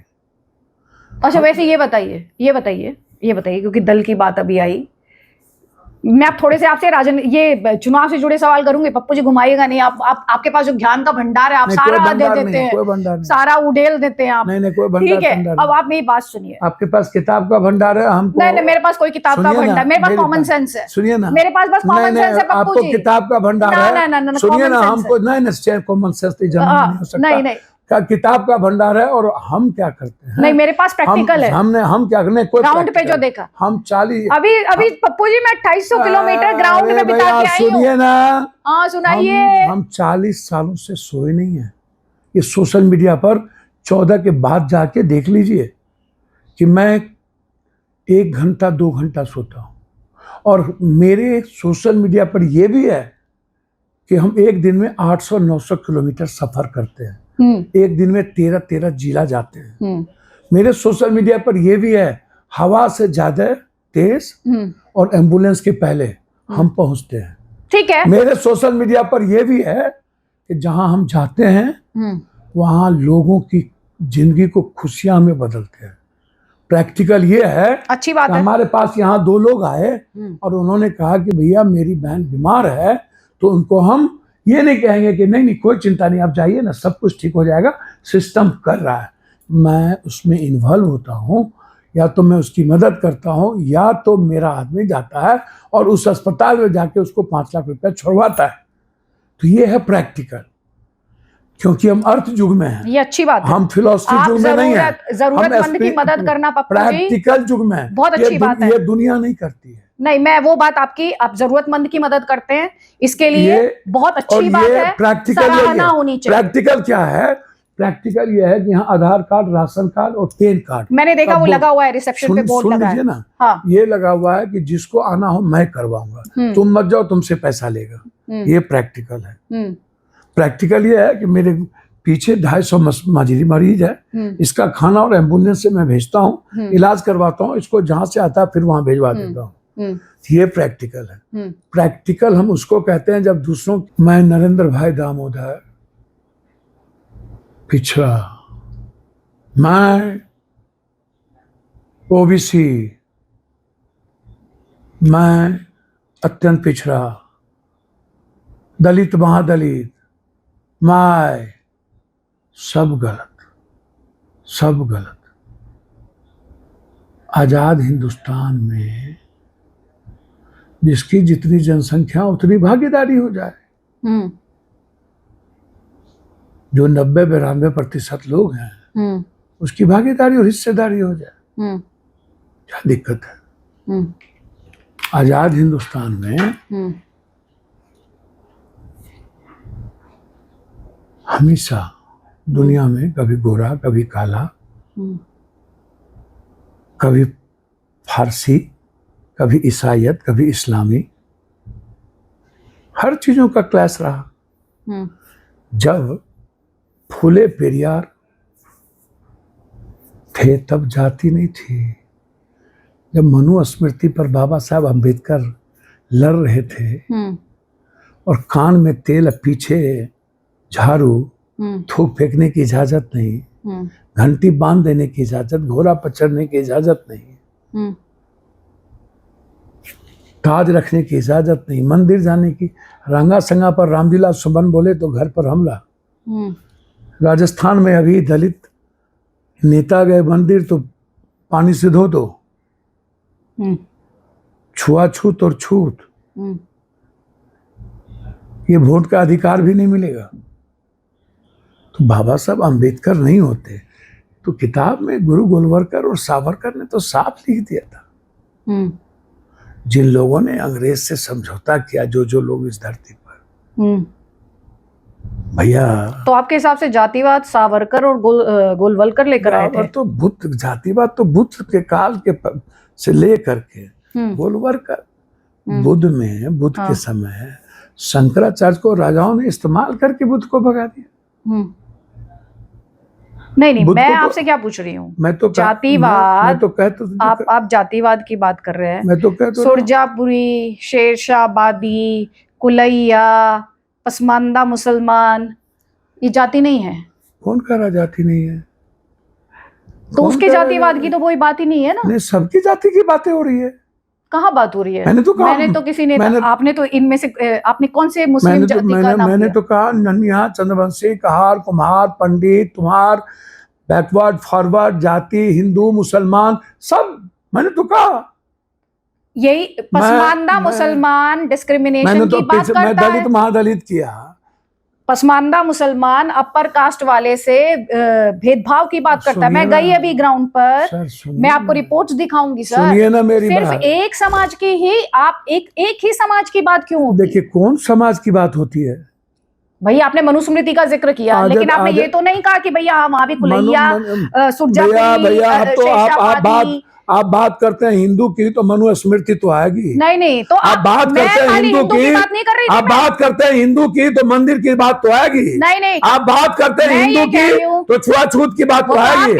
आप बात करते हैं हिंदू की तो आप झाड़ू की बात तो आएगी। आप बात करते हैं हिंदू की तो आप बात तो मीना की जाट की आएगी। आप बात करते हैं हिंदू की तो सावित्री बाई फुले की बात आएगी। आप बात करते हैं हिंदू की तो बात पेरियार की आएगी। आप बात करते हैं हिंदू की तो वाल्मीकि की बात आएगी। बिल्कुल आएगी। और जब जाति की ही बात आएगी, जब जाति की ही बात आएगी पप्पू जी, तो फिर मुसलमानों में भी जातियों की बात करिएगा। हिंदू की बिल्कुल आएगी, बिल्कुल बात आएगी। और अब मैं तो इस बार आपके लिए परसेंट भी लेके आई हूँ, कहाँ कितनी परसेंटेज, और ये मुझे किसी और आप हमको मत सिखाइए, मुस्लिम भाइयों ने ही ये मुझे बताया। आपसे जब भी अब कोई, ये पसमानदा मुसलमानों ने मुझे बताया कि जब कोई आपसे हिंदुओं में जाति की बात करे तो आप ये जरूर एजेंडा अब बीजेपी का एजेंडा मत लाइए। और आप बीजेपी आपके खून में है। डरती नहीं आप तो यहाँ तो भगवानों से हम नहीं डरते। यहाँ तो हम भगवानों से नहीं डरते। इस तरह की ना भगवान की पूजा करते। आपके मैं नहीं डरती सर। अरे कौन यहाँ डरने के लिए बैठा हुआ? आप सुन लीजिए, आप सुनिए ना। आपको तो प्रोटेक्शन है पूरा मोदी का। सैयद, शेख, पठान कितना है? 15% से ज्यादा। बैकवर्ड मुसलमान जिसमें आते हैं शेख, जिसमें आते हैं अंसारी, जिसमें आते हैं सुरजापुरी, जिसमें आते हैं धुनिया, जिसमें आते हैं शेरशाह, सुनिए मुसलमान पे आते हैं। भाइयों, कटोगे तो बटोगे तो कटोगे, उसमें सब मुसलमान थे। नमाज छत पे नहीं पढ़ने दिया जाएगा, नीचे नहीं, सब मुसलमान थे। किसी मुसलमानों को एक दुकान नहीं लगा सकते, उसमें सब मुसलमान थे। आप कह देते पसमंदा छत पर पढ़ेगा, शेख पठान खान नहीं पढ़ेगा, तो आपको दिक्कत नहीं है? अगर गवर्नमेंट कहते पसमानदा का छत पे पढ़ ले तो कोई दिक्कत नहीं है। दिक्कत? और आपको दिक्कत तब सुनिए ना, और अरे सुनिए, पप्पू जी आप मत बोलिए, पप्पू जी आप सुनिए, अरे सुनिए, सुनिए, अरे आप क्या बताइएगा, पहले सुनिए, ममता बनर्जी पहले सुनिए, दुर्गा मूर्ति विसर्जन का रास्ता बदल देती हैं, टाइम बदल देती हैं, तारीख बदल देती हैं, शोभा यात्रा खराब हो जाता है, तलाक जब हुआ, खराब हो जाता है, सुनिए, आप कुछ नहीं बोलते। तलाक पर जब बातचीत हुई तो उसमें पसमंदा और गैर पसमंदा नहीं था, सारे मुसलमान के थे। वक्त पर जब एक एनआरसी पर जब बात हुई, ये नहीं कहा गया उसमें सारे मुसलमान थे। भाई सर सुन लीजिए, नहीं पहले सुनिए। हाँ, सीए जब बात आई तो उसमें सारे मुसलमान, तो उनका भारत के मुसलमानों से कोई लेना देना नहीं था? सुनिए ना, भारत के मुसलमानों से कोई लेना देना नहीं था। 17 लाख तो मात्र 17 लाख तो रोहिंग्या है। भगाओ ना, हम चाहते हैं जल्दी भगाओ, हम चाहते हैं जल्दी भगाओ। तो उनको पूरे दुनिया में 17 लाख रोहिंग्या है। अरे पप्पू जी, आप तो सीमांचल में है, आप तो सीमांचल में, पूरे वर्ल्ड में किशनगंज सटा हुआ है। आप इस बात से इनकार कर सकते हैं कि किशनगंज का आज क्या हाल है? नहीं, सही हाल है, सही हाल है। वहां पर मुस्लिम जितनी तेजी से बढ़ रही है पप्पू जी, आप इनकार कर सकते हैं? अरे सुनिए ना, अभी प्रैक्टिकल बात की मैं प्रैक्टिकल बात करता हूँ, आप तो तेरे ठठरलोजी नहीं करते। नहीं, मैं आपसे फैक्ट पे बात कर रही हूँ। सुनिए, मैं भी फैक्ट पे बात कर रहा हूँ। किशनगंज की डेमोग्राफी चेंज हो गई। सुनिए, वहाँ गली मोहल्ले में जाइए, नाम दिखते हैं मुसलमान। मेरी बात सुनिए, आप बोलिए, आप बोलिए। एंटी नेशन वाला बात, 20 करोड़ मुसलमान इस कंट्री में और 120 करोड़ हिंदू, सिख, ईसाई। जब मुसलमान 30 करोड़ होगा तो हम 150 करोड़ हो गए। मुसलमान जब 40 करोड़ होगा तो हम 200 करोड़ हो गए। मुसलमान जब 50 करोड़ होगा हम 250 करोड़ हो गए। कैसे? हम भी बढ़ रहे हैं। कैसे? हम 120 करोड़ हैं, मुसलमान 20 करोड़ है। ये डेमोग्राफी आप मान रहे हैं कि सब घुसपैठी हैं उस डेमोग्राफी में? मेरी बात सुनिए, ये कोई डेमोग्राफी नहीं है। एक मुस्लिम फैमिली में कितने बच्चे हैं सर? सर, एक दलित फैमिली में कितने बच्चे हैं सर? नहीं, आप बताइए ना सर। साउथ में मामा भगिनी की शादी हिंदू में होती है। मालदा में एक दलित फैमिली में कितने बच्चे हो गई सटे हुए उसमें? मैं आपसे प्रैक्टिकल बात, अरे मैं भी प्रैक्टिकल बात कर रहा हूँ, मत समझिए, मुझे उसमें न समझिएगा। आपसे बात कर रहा हूँ। अरे सुनिए, पे जाके आपके बारे में मेरी मान्यता साफ है। आप जो मानते हो मानिए। आप एंटी नेशन, एंटी मुस्लिम है। ठीक है, चलिए आप एंटी कॉन्स्टिट्यूशन है। चलिए मान लीजिए। आप चलिए चढ़ा दीजिए सूली पे, चलिए चढ़ा दीजिए सूली पे। कौन चढ़ा? आपको कहेगा गोबर पर घी डाल के क्या फायदा? नहीं, आप मुझे गोबर कह रहे हैं। अरे आपको नहीं, गोबर कह रहे हैं, नहीं गोबर कह रहे हैं, नहीं आप मुझे गोबर कह रहे हैं, नहीं, क्योंकि मैं आपसे डिसएग्री करती हूँ, नहीं, क्योंकि मैं महिला हूँ। आप कहते हैं, अरे फिर महिला की बात मत करिए। नहीं, आप मुझे गोबर कह रहे हैं, नहीं, आप मुझे गोबर कह रहे हैं। कहा कि गोबर हुआ पर, अरे चलिए, क्या फायदा गोबर का? आप कह रहे सूली पर, आप कह रहे गोबर का? मैंने कहा मुझे गोबर कह रहे हैं, मैंने कहा गोबर, मैंने कहा आप मुझे गोबर कह रहे हैं। सुन लीजिए ना, आप जब बोले सूली पर चढ़ा देंगे तो मैंने कहा कि हमको गोबर पर घी नहीं डालना है, बस बात खत्म। नहीं, बात खत्म कैसे हो गई? हाँ, आप बात खत्म कैसे हो गई? आपने कहा, आप एक महिला को गोबर कह रहे हैं पप्पू जी। बात सुनिए ना, इतनी ज्ञान की बातें करके आप एक महिला के लिए ऐसे बात कर रहे हैं। महिला की बात नहीं, यहाँ पर डिस्कशन की है। हाँ, डिस्कशन की ही बात है। सुनिए ना, यहाँ पर महिला नहीं है, यहाँ पर एक नहीं, अभी आपने कहा बांटोगे तो कटोगे का मतलब ये होता है। मेरी बात पर गोबर पर क्या डाल रहे थे अभी आप? नहीं, गोबर पर क्या डाल रहे थे? मैं आपको एक बात बताऊं। नहीं, आपने कैसे सुनिए ना, आपने गोबर कहा मुझे, मैंने सुनिए, आपने मुझे गोबर कहा। पहले तो मैं आपको बता दूं, मैं जर्नलिस्ट को या नेता को, हाँ, गोबर ही मानता हूं, पदाधिकारी को गोबर ही मानता हूं। गोबर ही मानता हूँ।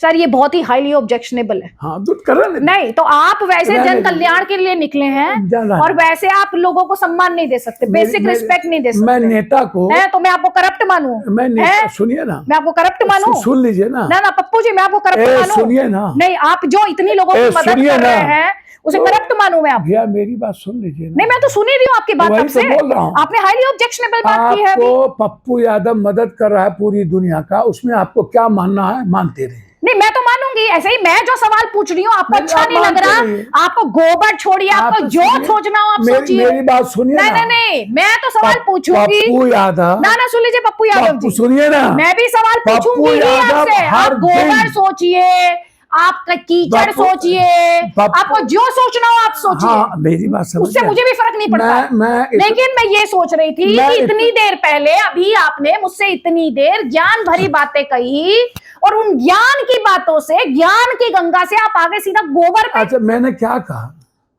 मैंने ना आपको इंडिविजुअल कहा, ना मैंने किसी बहन को कहा। तो अभी जो आप कहते हैं anti national, anti constitution, anti Muslim, हाँ सुनिए, वो किसे कह रहे थे?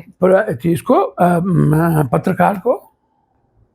आप अदिति त्यागी को कह रहे थे, पत्रकार को कह रहे थे? पत्रकार को, अदिति त्यागी को नहीं कह सकता। यदि आप हमसे क्वेश्चन नहीं करेंगे तो हम आपको कहने जाएंगे। मैंने आपसे कहा कि कॉन्स्टिट्यूशन हमारे पास। आप ये बताइए, सुनिए, आप कॉन्स्टिट्यूशन आपने की कहा बात एंटी कॉन्स्टिट्यूशन हूं मैं। हाँ, है? हाँ। मेरे बताइए मैं कैसे एंटी कॉन्स्टिट्यूशन, बताइए। आइए मुद्दे पे रहिएगा सर। मुद्दे पर। हाँ प्लीज। कॉन्स्टिट्यूशन जो हमारा है, संविधान, वो हमें किस किस चीज की आजादी, किस किस चीज की बात करता है। आर्टिकल में क्या है? हम बाबा साहब अम्बेडकर ने जब समाज को एक मूल्यों और एक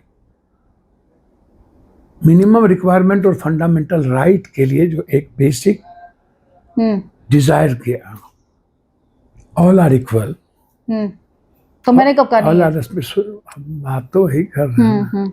रेस्पेक्ट की जब बात की तो आजाद हिंदुस्तान के बाद हम एक 92% लोगों का जो मिनिमम सालाना रिक्वायरमेंट है, अभी अगले साल तक 1,14,000। क्या 1,14,000 सालाना इनकम? अच्छा। और 84 करोड़ लोगों को हम लोग लगभग अनाज देते हैं इस देश में। ठीक है।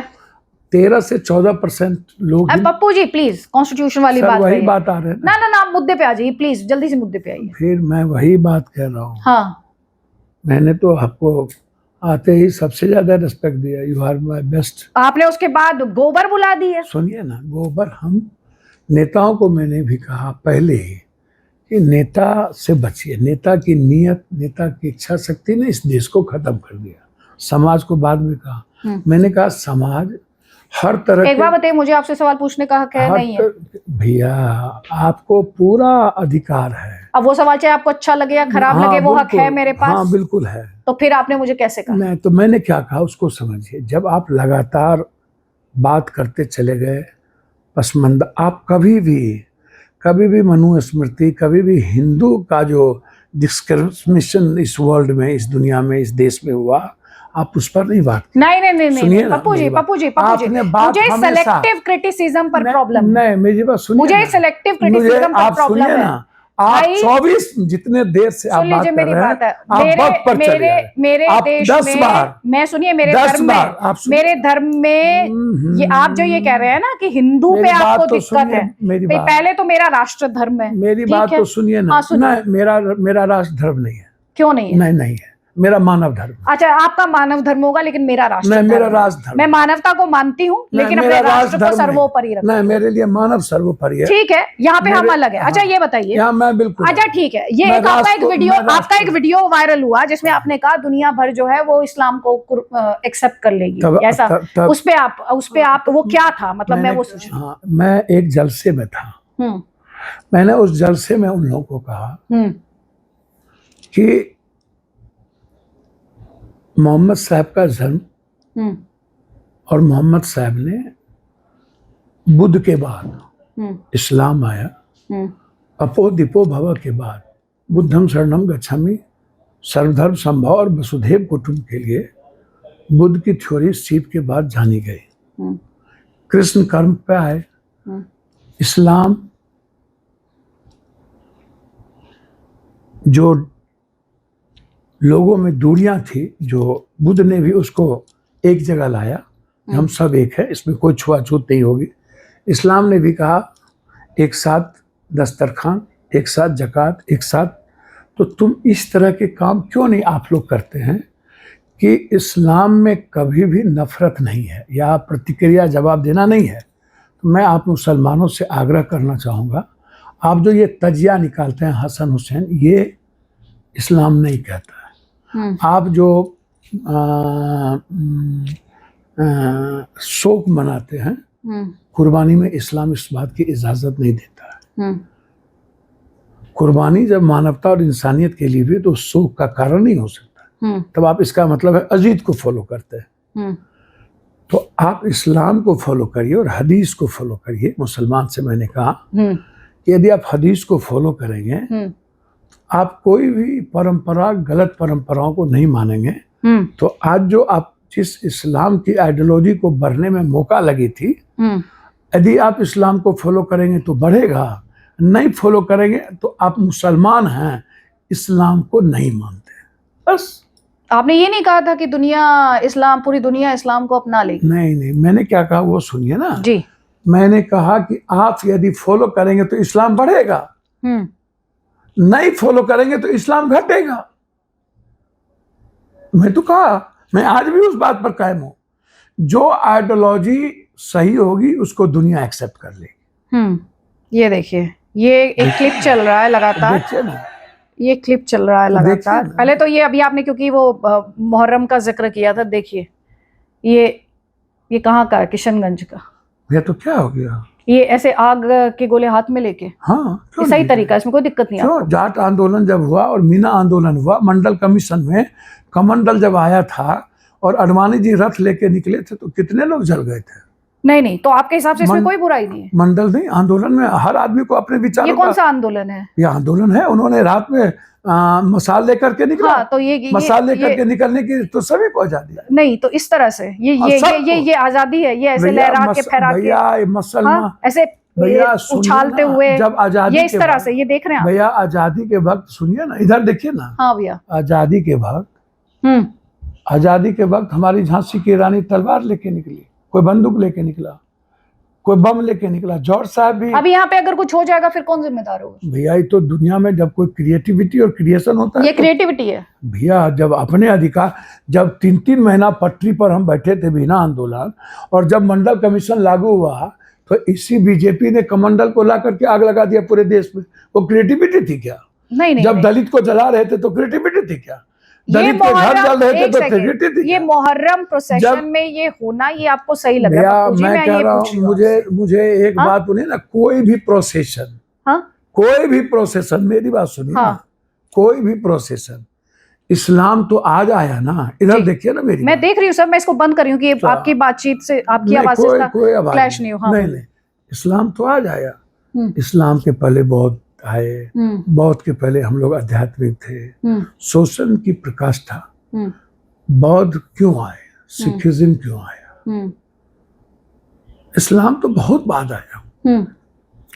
तो बौद्ध को क्यों आना पड़ा, ईसाईयत क्यों आई, महावीर क्यों आए? जब शोषण की प्रकाष्ठा समाज में बढ़ी तो शोषण करने वाले कौन लोग हैं?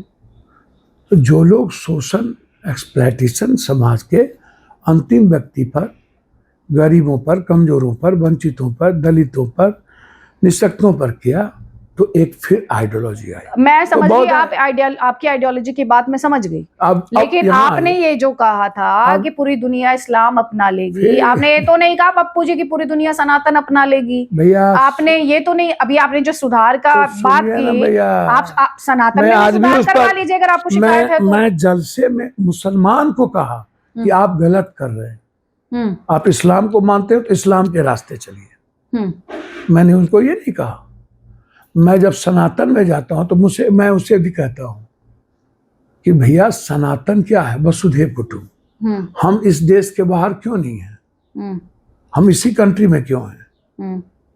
कोई पारसी है, कोई पादरी है, कोई ईसाईयत है, 2/3 ईसाईयत है, हम तो कहीं नहीं है, वो क्यों बढ़े, हम क्यों नहीं बढ़े? हम तो सनातन में कहते हैं कि हमारी दकियानुसी चीजों को खत्म करिए, परंपराओं को खत्म करिए, अंधविश्वास को खत्म करिए, आडंबर को खत्म कीजिए, ठीक है, कर्मकांड को खत्म कीजिए, जो कि हुआ है। हाँ, जो हुआ है। हम तो सनातन में अपने धर्म में जाते हैं तो अपनी बात करते हैं। तो ये जो गोदी मीडिया और ये जो आरएसएस फबिया जो लोग हैं, तो जब हम किसी धर्म में किसी मंच पे जाते हैं तो उस संदर्भ में बात करते हैं।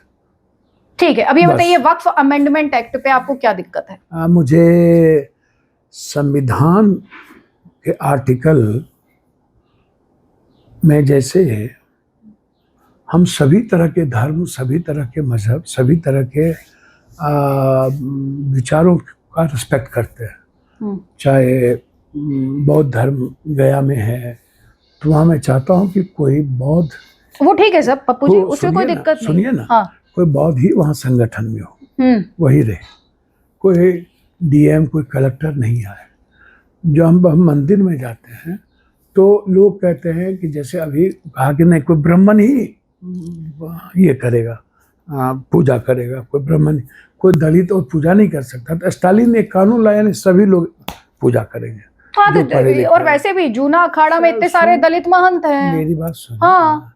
तो माथा मुरा दिया गया तो सब जगह चल ही रहा है। तो अब वो वक्त नहीं है। अब जैसे मैं लास्ट करना चाहूँगा आपसे। हाँ। कि जैसे ठाकुर नाई जाति पहले काम करता था बाल बनाने वाले जगह सैलून में, अब लगभग एक वर्ग नाई खत्म हो गया, मुसलमान और भूमिहार नाई का काम ज़्यादा करने लगा, सैलून का काम ज़्यादा करने लगा। जैसे धोबी कपड़े खींचने का काम करता था, तो अब जो लॉन्ड्री है वहाँ लगभग राजपूत और समाज के बड़े हम लोग समाज के लोग उसमें इन्वॉल्व हो गए। जैसे निषाद मलाक केवट का जलकर होता था, मछुआ होता था, तो राजपूत और यादव का कब्जा हो गया मछुआ पर। ताकत जिसकी भरी, जिसकी सत्ता हुआ वो कब्जा कर दिया। जैसे सुलभ शौचालय में पहले नस्तर लोग ज्यादा रहते थे। हाँ, अब 90% वो लोग आ गए। तो मेरा सवाल ये है कि जब हम बात करते हैं सभी धर्म सभी मजहब की, तो आप लगातार आपका जो इंटेंशन होता है, यदि वो सियासत और सत्ता केंद्र बिंदु में सिर्फ हो, एक चीज़ों को आप गरीबी पे बात नहीं करते, रोजगार पर नहीं करते, पलायन पर नहीं करते, अन्य चीज़ों पर नहीं करते, आप जीडीपी पर नहीं करते। नोटबंदी के बाद आपने आज तक एक बार भी उस सवाल पर खड़ा नहीं हुआ कि क्या हुआ नोटबंदी का, जीएसटी का, चीज़ों का। तो आप कभी आते हैं कब्रिस्तान पे, कभी शमशान पे, कभी ईद पे, कभी बकरीद पे, कभी एनआरसी पे, कभी सीए पर, कभी कुछ पे, फिर कभी कुछ पे। तो यदि वक्फ की जमीन किसी मुसलमान के नाम से नहीं है, वक्फ की जमीन इस्लाम या अल्लाह के नाम से है। वक्फ जिस तरह कोई भी संस्था बनी हुई है, कोई जितने हमारे मंदिर मस्जिद गुरुद्वारे चर्च सभी संस्था, जैसे पादरी है, जैसे चर्च का स्कूल है, तो चर्च का स्कूल जितना बिहार में और भारत में लोगों ने आदिवासी इलाके में अन्य जगहों पर ले करके वो बिल्कुल चेंज करने का काम करता है, तो उसी तरह वक्फ जो है वो लगातार वक्फ की जमीन से समाज के बच्चों को, गरीबों को, अपने कौम में वो उसकी प्रगति, उसकी तरक्की, उसके लिए काम कर रहे थे। आपका कहना है कि जो जमीन है, जो जमीन आज तो लिया नहीं या कभी लिया नहीं, इसके पहले भी एक्ट आए, आप भी 11 साल से यहाँ थे, अटल बिहारी वाजपेयी जी भी यहाँ थे, 6 साल वो भी रहे, 11 साल आप भी रहे। तो आप का कहना ये है कि ये जो जमीन है, ये जमीन पर हम एक कमेटी बना रहे हैं, हम वो कमेटी में 5 आदमी, ये होगा ये होगा ये होगा। अब एक बात आप हमको बताइए कि हम एक इंटरव्यू की कमेटी बनाते हैं, एक दीपेंद्र झा, रविंदर मिश्रा, जितेंद्र चौबे और अरविंद दुबे, और इंटरव्यू देने वाला इधर होता है पप्पू पासवान, पप्पू राम, पप्पू डोम, पप्पू मिस्त्री। तो वो हमारे सेंटीमेंट को कितना समझेगा। एक इंग्लिश बोलने वाला कलेक्टर और गांव के आ करके गरीब आदमी आता है, हुजूर हम लिए हमारी बात सुन नहीं रहा हो। तो एक सेंटीमेंट, एक आदमी जो अपने गांव का कलेक्टर रहता है, आते ही कहता है कि का हाल चाल बा, सब ठीक बनी ना, तो हमको लगता है कि अरे भाई मेरा सेंटीमेंट से जुड़ गया।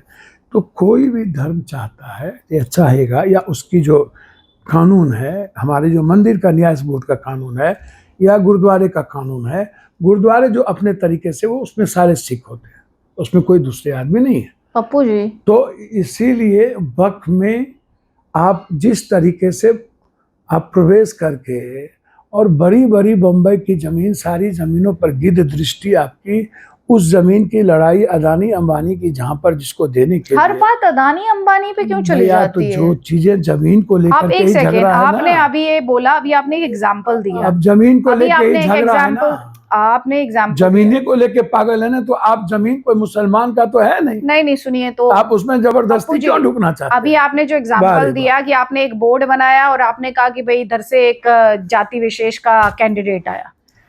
सेंटिमेंट वो बोर्ड तब समझेगा जब सेंटिमेंट से जुड़ी हुई कोई बात उससे उसको करनी है। अगर उसका काम ही ये चेक करना है कि इसकी फलाना डिग्री है और उसने फलानी जगह फलाना साल में पेपर दिया है, अगर उसका काम ये है, तो उसको सेंटिमेंट क्यों समझना है सर? और उसे सेंटिमेंट समझने की जरूरत ही नहीं है। बुरा नहीं मानिएगा तो एडमिनिस्ट्रेटिव रोल होने में, नहीं सुन लीजिए, बुरा नहीं अरे मानिएगा। आप इतना कुछ बोल चुके हैं कि मैं मुझे कोई फर्क नहीं पड़ता, मैं सवाल पूछी हूँ, मुझे पता है मैं बहुत लॉजिकल सवाल पूछी हूँ, आपको कोई बात नहीं। अच्छा ये बताइए, जहां पे सेंटिमेंट की बात नहीं है, एडमिनिस्ट्रेशन की बात है पप्पू जी। और दूसरी बात से सुन लीजिए ना, मेरी सुन लीजिए ना, वक्फ के पास जो प्रॉपर्टी है, अभी आपने कहा बहुत काम होता है, आपने कहा बहुत काम होता है, हाँ सुन रही हूँ, जितना कॉपी है, जितना कॉपी है ना, वो इंटरव्यू की निकलवा लीजिए। मैं चैलेंज करता हूँ देश के गद्दार को, जब दलित और अत्यंत पिछड़ा का बेटा सामने बैठा, नंबर यदि कम ना हो तो जो बोलिए, नंबर यदि कम ना हो, कॉपी में, इंटरव्यू में, वो छोड़िए, मैं आपसे जो वक्फ की बात कर रही हूँ, अब आप नंबर पे चले गए। अरे सर, एडमिनिस्ट्रेटिव रोल और रिलीजियस रोल दोनों अलग होते हैं सर। अरे छोड़िए, आप एडमिनिस्ट्रेटिव रोल और रिलीजियस रोल को एक समझ रहे हैं, रिलीजियस रोल में कलेक्टर को बैठाया गया, एडमिनिस्ट्रेशन को बैठाया गया, एडमिनिस्ट्रेटिव क्यों ढुकाया गया उसमें, एडमिनिस्ट्रेटिव और दूसरे की जमीन पर की दृष्टि है। और पप्पू जी एक बात बताइए, वक्फ का रोल क्या है? वक्फ क्या है? वक्फ डोनेशन है, गरीबों का, दबे कुचले जो हैं उनका। उसमें आपने, उसमें अगर ट्रांसपेरेंसी नहीं आई, नहीं बस ये वाला मेरा क्वेश्चन कंप्लीट कर दीजिएगा please, just give me 2 minutes. ये जब उसमें ट्रांसपेरेंसी नहीं आई, उस हिसाब से तो मुसलमान नंबर 3 की प्रॉपर्टी है वक्फ के पास। उस मुसलमान को आज क्या जरूरत होती किसी की? जितनी प्रॉपर्टी है, अगर वो पैसा, क्या सामने आया, मैं खुद गई हूं मदरसों में, मौलानाओं ने भेजा, पप्पू जी हंसने की बात नहीं, मैं आपको भेज दूंगी, आप खुद से पढ़िएगा और सुनिएगा उन मौलानाओं की बात। 10 रुपए का किराया आता है, 10 रुपया किराया आता है, जहां लाखों रुपया मिलना चाहिए। हाँ बस ठीक है, ऐसे ही लोगों ने हिंदुस्तान को बांट दिया, ऐसे ही लोगों ने इंसानियत के दुश्मन किया। लेकिन मैं आपको बोल रहा, आप काट दीजिएगा। नहीं, मैं क्यों काटूंगी, मुझे एडिट करने की जरूरत नहीं है ना सर, मैं आपकी बात दिखाने के लिए आई हूँ, मैं आपकी बात दिखाने के लिए आई हूँ, आपकी बात छिपाने के लिए नहीं आई हूँ, ये जहर पैदा कर रही हूँ। अगर एडमिनिस्ट्रेटिव रोल की बात हो रही है तो आप उसमें रिलीजन के नाम पे उकसा रहे हैं, रिलीजन के नाम पे, और दूसरा आप ये नहीं बता पा रहे हैं कि क्यों नहीं वक्फ के नाम पे फिर उत्थान हुआ, लोगों तक क्यों नहीं पहुंचा पैसा। अगर इतनी अच्छी नियत थी, सरकार को आने की नौबत ये बताइए ना सर। एक बात बोलूं, हाँ, नरेंद्र मोदी को 84 करोड़ लोगों का उत्थान नहीं हुआ, उसके लिए भी जमीन खोजने आप मुसलमान का उत्थान में चले गए। इतना चिंतित है नरेंद्र मोदी मुसलमान के उत्थान के लिए। नरेंद्र मोदी से पार्लियामेंट में बात कीजिए, प्राइम मिनिस्टर से पार्लियामेंट में, मुझसे, मैं उनके स्पोक्स पर्सन नहीं भैया, कौन? तो आप ये उनसे पूछिए पार्लियामेंट में खड़े होकर, आप पूछिए पार्लियामेंट में खड़े होकर आपके बारे में मेरी मान्यता क्या जानिए। नहीं कोई बात नहीं, आपको बता दूं। हाँ ठीक है, दीजिए सर्टिफिकेट, आप दे दीजिए, वैसे मेरे मैटर नहीं करता। आपके बारे में मेरी मान्यता ये है, हाँ, आप वो लेडीज हैं, वो लेडी हैं, हाँ लेडीज हैं, आप वो लेडीज हैं, लेडीज कह रहे हैं, जो इस देश में जब लेडीज को सती, विधवा, बांझ, भ्रूण हत्या, दहेज में जलाए गए। आज दहेज में नहीं मर रही लड़कियां, तो वही तो मैं आज भी कह रहा हूँ, वही बात तो कर रहा हूँ, जब इस कंट्री में राजा राम मोहन राय, दयानंद सरस्वती से लेकर सबने मैं आपसे वक्फ की बात सर, कर रही हूँ, सुनिए राजा ना, राम मैं मोहन राय वही को तो छोड़ कह रहा हूँ। दीजिए, आप मेरे पे डिस्कशन मत कीजिए पप्पू जी, आपको जाना है मैं जानती सुन हूँ। लीजिए ना, आप वक्फ में मेरा जवाब दीजिए प्लीज, सुनिए मैं सवाल दोहरा रही हूँ। मेरी बात एक सुनिए ना। एडमिनिस्ट्रेटिव आप रोल मेरी है, बात जिससे आप सुनिए ना religious रोल सर, में पहले जिसमें ये grow प्रश्न, कर रहे हैं, ये confuse हो उत्तर रहे हैं। सुन लीजिए, अच्छा रहेगा। नहीं मैं सुन रही हूँ, एक आप प्लीज वक्फ पे रहिए, एक उत्तर वक्फ पे रहिए। उसी पर हाँ, एक वक्फ पे उत्तर, रहिए। एक उत्तर हाँ, सुन लीजिए। हाँ, तो लेडीज को भगवान बना दिया, इस कंट्री में इज्जत नहीं हुई, तो कभी इज्जत नहीं किया इस कंट्री ने, लेडीज का रिस्पेक्ट नहीं किया। मैं फिर आपसे कह रहा हूँ कि अभी जो लेडीज के बारे में गाली गलौज, नंगा कर देंगे और मर्दानगी दिखा देंगे, या जो चीजें होती है, आप भी तो गोबर बोले अभी थोड़ी देर पहले मुझे। मैं फिर कह रहा हूँ, मेरे सामने में कोई लेडीज नहीं बैठी है, मेरे सामने में एक प्रोफेशनल वो आई हैं जो एक पत्रकार है, और वो पत्रकार बात वो कर रहे हैं जो आपको अच्छी नहीं लग रही है। नहीं हमें जो आपसे सवाल ही पूछा ना मैंने, यदि अच्छा आपसे सवाल ही बुरा पूछा, नहीं मानिएगा, नहीं आपसे सवाल ही पूछा अच्छा था। नहीं लगता हाँ, तो हम आपके साथ इतना लंबा बैठ के आपको कॉपरेट नहीं करते। बस तो आप मुझे वक्त पे मेरी क्लोज, बात, मैं अप्रिशिएट करती हूँ, अच्छा, आपने बहुत टाइम दिया मुझे, मैं बहुत अप्रिशिएट करती हूँ, आपने टाइम दिया। यदि मैं जी, और मैं लोग अप्रिशिएट नहीं करती हूँ। मैं और लोग नहीं हूँ, कोई लोग उठ के चले गए होते हैं, जी मैं और लोग नहीं, अप्रिशिएट करती हूँ सर। मैं आपके साथ जब आप कोई बात बोलेंगे तो मैं भी कुछ बात बोलूंगा, वो तो चलेगा। जी वो चलेगा, आपस में वक्फ पे मैंने तो आपको पहले कहा कि लगातार आप मुसलमानों को भड़का नहीं रहे हैं वक्फ के नाम। मेरी बात सुनिए ना, हाँ, मैं इतना जानता हूँ, हाँ, किसी के अधिकारों पर जब हमला होगा, कैसे अधिकार, और संविधान की मूल अवधारणा पर जब छेड़छाड़ होगा, कौन सा अधिकार, और सिर्फ वोट और सियासत के लिए किसी का इस्तेमाल किया जाएगा, यही करा ऑपोजिशन, ये आरोप लग रहे हैं। सुन लीजिए हाँ। ना, अपोजिशन को करने की जरूरत नहीं है ये। क्यों? इसके लिए मुस्लिम वोट की लड़ाई नहीं है। नहीं माइनॉरिटीज वोट वैसे ही देता है। किसको देगा? आरजेडी को देगा। आरजेडी को देगा। आरजेडी का क्यों देगा? अपोजिशन को। आरजेडी को देगा, अपोजिशन को, उसी के लिए तो लड़ रहे हैं। नहीं आरजेडी क्यों लड़ेगी? अपोजिशन को, बीजेपी को तो वोट मिलना नहीं है। ठीक है, ठीक है, तो वोट एक तरफ जाएगा। हाँ। तो उसके लिए विपक्ष को लड़ने की कोई, आपस में लड़ रहे हैं ना, कांग्रेस, आरजेडी, एआईएम सब लड़ रहे हैं, सब मिलकर लड़ेंगे चुनाव। आप सुनिए ना, नहीं पप्पू जी इंपॉर्टेंट क्वेश्चन है, आप लोग मिलकर लड़ेंगे चुनाव, सब लोग, कांग्रेस मिलकर लड़ेगी चुनाव। तो फिर आप तो 100 सीटों की बात कर रहे हैं, कांग्रेस को उसमें क्या मिल जाएंगी 100 सीटें अलायंस में? मिलेगी, अलायंस को नहीं मिलेगी। आपने अभी लिखा ना कि कांग्रेस को लड़ना चाहिए, नहीं तो हम अपना, हम अपनी बात कर रहे हैं। हाँ वही मैं कह रही हूँ, जब बहस होगी, बातें होगी तो सीट कम भी होगा। हाँ, तो अपना बात करने का राइट नहीं है क्या? मतलब आप ये कह रहे हैं कि सैद्धांतिक तौर पे ये करना चाहिए, प्रैक्टिकल जो तय करेगा नेता वो मानेंगे। ठीक है। आप खुद को सीएम कैंडिडेट मानते हैं? जी, सीएम कैंडिडेट मानते हैं? नहीं मानते? अपने मियां मिट्टू, महागठबंधन का सीएम कैंडिडेट कौन होना चाहिए फिर? नहीं, तेजस्वी यादव क्लेम कर रहे हैं कि भाई वो है। मैं बुरा नहीं मानिएगा, अभी अमित शाह जी ने कहा कि हम चुनाव के बाद मुख्यमंत्री का कैंडिडेट घोषित नहीं, आप तो खैर आपका गठबंधन तो अमित शाह है नहीं ना, वो तो क्रिटिसाइज करते हैं। अमित शाह जी ने जो कहा, हाँ, वो मैं कह रहा हूँ। तो हमारे नेता क्या तय करेंगे, अभी किसी के नेतृत्व में चुनाव लड़ने का अभी नहीं है। अच्छा, प्रशांत किशोर के आने से कोई फर्क पड़ेगा? वो नहीं है, नहीं जानते हैं। प्रशांत किशोर, जन स्वराज आप नहीं जानते? नहीं, हमको नहीं पता कौन है, कौन बहरूपिया है, कोई किस के घर घाट का पानी पिया, कौन कौन लोग कहाँ से ब्लैक मेलिंग लाए, कौन जात के लोग हैं, कौन धर्म मजहब के लोग हैं, पॉलिटिक्स जाति के जहर पर चलता है, कितना दिन संघर्ष किए, कितना घाट का पानी पी के आए, मार्केटिंग कितना कर रहे हैं, माल कहाँ से आया, तो हम नहीं जानते हैं। सबको अधिकार है इस धरती पर इधर से उधर लंफन करने का। तो कर्पूरी जी, तो राजनारायण ने कहा था कि जो इंदिरा का पब्लिक नहीं हुआ, मेरा क्या होगा, और 1 साल के बाद रिजाइन करके गए, वो राजनीति में आए नहीं। तो महात्मा गांधी हो या जेपी या लोहिया है, पहले कहते कि हमको आप प्रशांत किशोर को नहीं जानते? नहीं, मैं नहीं जानता। कोई उनका इम्पैक्ट नहीं होगा इस इलेक्शन में? मुझे पता ही नहीं है। मैंने पहले भी आपको कहा कि मुझे पता भी नहीं है और मुझको जानना भी नहीं है। कोई इम्पैक्ट नहीं आपके हिसाब से? मेरे ख्याल से बिहार है वो, और बिहार अपने तरीके से चलता है। चलिए ठीक है, थैंक यू सो मच, आपने मुझे बहुत टाइम दिया और इस बात के लिए मैं बहुत अप्रिशिएट करती हूँ। गहमा गहमी बहुत हुई, लेकिन पप्पू जी नमस्कार, धन्यवाद।